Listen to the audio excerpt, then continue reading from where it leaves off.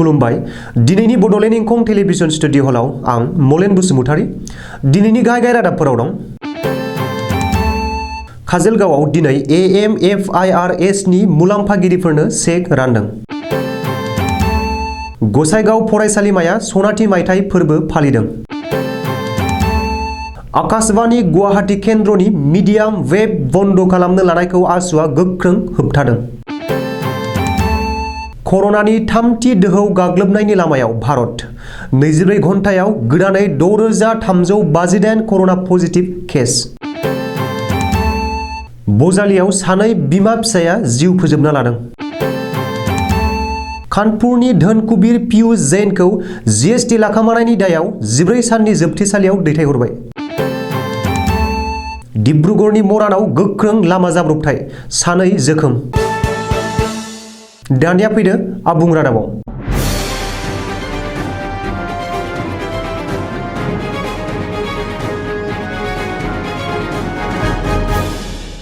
थांनाय विधानसभा बिसायख'थिनि सिगां गिबि मन्थ्रि डक्टर हिमन्त बिश्व शर्माया रायजो राजाफोरनो खोथा होनाय बादियै आरो बिजेपिनि बिसायख'थियारि इस्ताहाराव लिरनाय बादियै माइक्र' फाइनेन्सनिफ्राय लन लानाय रोजा रोजा आइजोफोरनो चेक राननानै होयो।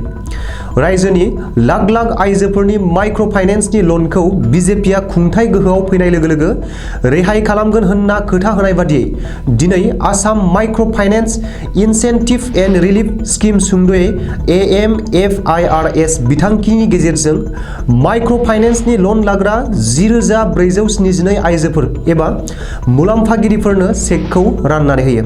चिरां जिल्लानि सदर काजलगावआव बानजायनाय मेहेरगोनां हाबाफारिनि गेजेरजों रायजोनि राङारि मन्थ्रि अजन्ता नेवगा बाहागो लानानै मुलाम्फागिरिफोरनो चेक रानो। मख'नो गोनांदि माइक्र' फाइनेन्सनि लन लाग्रा आइजोफोरनो चेक राननाय हाबाफारियाव आसामनि केबिनेट मन्थ्रि उर्खावगोरा ब्रह्म, बिटिआरनि गाहाय प्रमद बर', सिडलीनि MLA जयन्त बसुमतारी, बिटिआरनि EM Ranjit Basumatary, AM Wilson Hasda, UPPLनि मावफुं आफादगिरि रोनगोरा नार्जारी, गोबांसा गोजौ थाखोनि मावख'गिरिफोर आरो चिरां जिल्लानि रोजा रोजा AMFIRS नि मुलाम्फागिरिफोरा बाहागो लायो। क'क्राझार जिल्लानि बेन्दोंआव थानाय गसाइगाव फरायसालिमाया दिनैनिफ्राय सनाथि मायथाइ फोरबो फालिदों। मिथिनो हानाय बादिब्ला गसाइगाव फरायसालिमानि सनाथि मायथाइ फोरबो फालिनायनि बेखेवनाय हाबाफारियाव दिनै बिटिआरनि गाहाय प्रमद बर'आ गाहाय आलासि महरै बाहागो लायो आरो सनाथि मायथाइ फोरबो फालिनायनि बेखेवनाय हाबाफारिखौ बेखेवना होयो।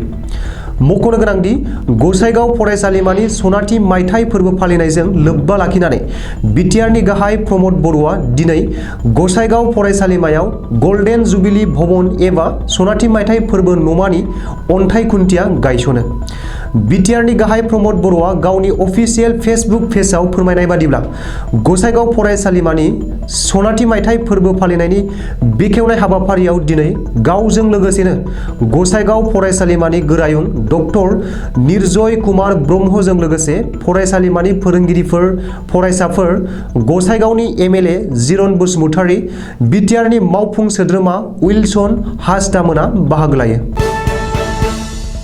भारत सोरखारनि मिथिहोनाय आरो फोसावदिं मन्त्रालया आकाशवाणी गुवाहाटी केन्द्रनि मिडियाम वेबखौ थारला बन्द खालामनो थांखि लानायखौ गोख्रों हेंथा खालामदों अल आसाम स्टुडेन्टस इउनियन सुंद'यै आसुआ। बेजों लोगोसेनो मिडियाम वेबखौ आथिखालनि बादिनो सालायलांबाय थानो थाखाय आसुआ दाबि खालामदों। बेनि बागै आसुनि गाहाय बोसोनगिरि डक्टर समुज्जल कुमार भट्टाचार्यआ बुंदों दि आकाशवाणी गुवाहाटीआ असमिया हारिनि सिनायथि। गुवाहाटी आकाशवाणीनि मिडियाम वेबखौ बन्द खालामनाय लोगो लोगो आसामनि हारिमुआव गेदेरथार खहा जागोन। बेबादि हारिनि सिनायथि गाग्लोबनो नाजानायखौ गनायना लानाय नङा। बबेखानि आकाशवाणी गुवाहाटी केन्द्रनि मिडियाम वेबखौ बन्द खालामोब्ला आसामनि खना खनला गामि सहराव थानाय रायजो राजाफोरनि गेजेराव फोनांजाबनाया गैया जागोन होननानैबो समुज्जल कुमार भट्टाचार्यआ दाबि खालामदों। बे बिथिङाव आसाम सोरखारा गोख्रों राहा लानांगौ आरो आकाशवाणी गुवाहाटी केन्द्रनि मिडियाम वेब बन्द खालामनो लानाय थांखिखौ होबथानांगौ होननानैबो आसुनि गाहाय बोसोनगिरि भट्टाचार्यआ सोरखारखौ खावलायो। कर'नानि थामथि दोहौ गाग्लोबनायनि लामायाव भारत गोदान बोसोरजों लोगोसे भारतआव फैगासिनो दं गिख्रंथाव कर'ना भाइरासनि थामथि दोहौ। हादराव सानफ्रोमबो कर'नाजों गोदानै गाग्लोबजानाय बेरामिफोरनि बिबाङा बांलांफिननो लागै लादों। बेजों लोगोसेनो कर'ना भाइरासनि गोदान जोलै अमिक्रननि गाग्लोबनायाबो भारतआव गोख्रोंसिन जाबोगासिनो दं। मिथिनो हानाय बादिब्ला भारत हादरनाङै थांनाय 24 घन्टायाव 6,358 सुबुंनि देहायाव गोदानै कर'ना पजिटिभ मोननो हादों। बेनिनो 182 सुबुंफोरनि देहायाव कर'नानि गोदान जोलै अमिक्रन पजिटिभ मोनदों। बेजों लोगोसे भारतआव अमिक्रन गाग्लोबजानाय बेरामिफोरनि बिबाङा 653 सिम बांबाय। मिरु सावस्रि मन्त्रालयनिफ्राय फोसावदों कर'नानि बे डाटाखौ। रिपर्ट बादिब्ला भारत हादरनि गेजेरावनो महाराष्ट्र रायजोआव अमिक्रननि गाग्लोबनाया गोख्रोंसिन आरो बेरामफोरनि बिबाङाबो बांसिन। महाराष्ट्रनि उनावनो दं दिल्लीआ, जायनि जुनै दिनैनिफ्राय दिल्लीआव गोमो सांग्रां फोसावनाय जाबाय। बजालि जिल्लायाव मोनसे दुखुनांथाव जाथाय। सानै बिमा फिसाया जिउ फोजोबना लानाय जाथाया बजालियाव बयखौबो सोमोनांहोदों। मिथिनो हानाय बादिब्ला मोनसे खथानि सिङावनो सानै बिमा फिसानि गोथै सह'खौ गोदोनायाव दौलें लगायना जिउ फोजोबना लानाय थासारियाव दिनै बोखांनो हायो। गावनि उन्दै बैसोनि फिसाज्लाजों लोगोसे मोनसे खथायावनो गोदोनायाव दौलें लगायना जिउ फोजोबनाय आइजोखौ बागमरायाव फिसा गला होग्रा गलादार मृदुल बैश्यनि बिसि स्का बैश्य होननानै सिनायथिदों। मख'नो गोनांदि बे खौरांखौ सुजुनाय समहालागै स्का बैश्यआ उन्दै बैसोनि फिसाज्लाजों लोगोसे गावनि जिउखौ मानि थाखाय फोजोबना लाखो बेनि जाहोनखौ मिथिनो हानाय जायाखै।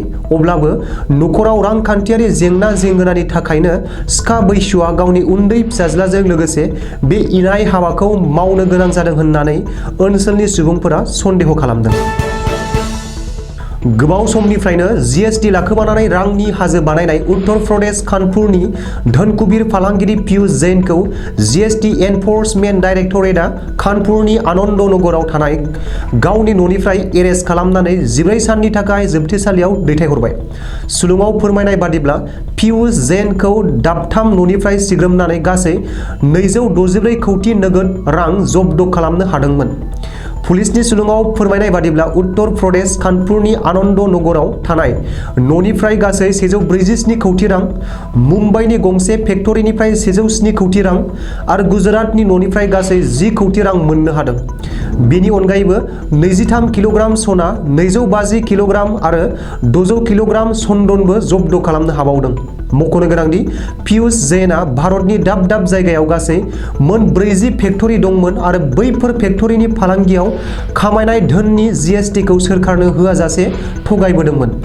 सानब्रै गोजो सिग्रोमनायनि उनाव मोननाय नोगोद धोन 257 कौटि रांखौ साननो थाखाय गासै गं 19 रां सानग्रा मेसिन बाहायनांदोंमोन होननानै सुलुङाव फोरमायदों।